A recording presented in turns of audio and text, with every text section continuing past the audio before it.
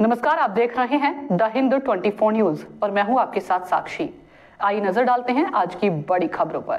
অধিবেশনের যে আমাদের উপর অন্যায় হয়েছে সেটাও যেন বলা হয়।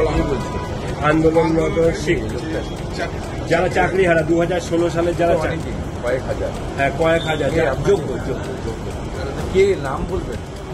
চিন্ময় থেকে ধরে সবাই, চিন্ময় থেকে যারা আন্দোলনরত শিক্ষককে আমি গেছিলাম এবং আমি ওদের প্রস্তাব দিয়েছি যে ওদের যে সুচিন্তিত মতামত, ওরা বিরোধী দলনেতা কোনো একটা দলের নয়, রাজ্যের সরকার এবং সরকারি দলের দ্বারা, সরকারি ব্যবস্থা দ্বারা আক্রান্ত সকলের প্রতিনিধি। অতএব তারা যদি সুনির্দিষ্ট প্রস্তাব দেয়, সেটা তো আমার হাতে নয়, আমি কথা বলে তাদের জানাবো। কিন্তু আমার কাছে কোনো প্রস্তাব আসেনি। সেদিন খোলা মঞ্চেই আমি তাদের প্রস্তাব দিয়েছিলাম যে আপনারা কী ধরনের সহযোগিতা চান বলবেন, যে ধরনের সহযোগিতা আমার বা আমাদের দ্বারা সম্ভব তা আমরা করব। চিরঞ্জিত চক্রবর্তী বলছেন, মমতাকে বলেছি এবার নতুন কিছু প্রয়োজন নেই। আমি এর উত্তর গতবারেও বলেছি।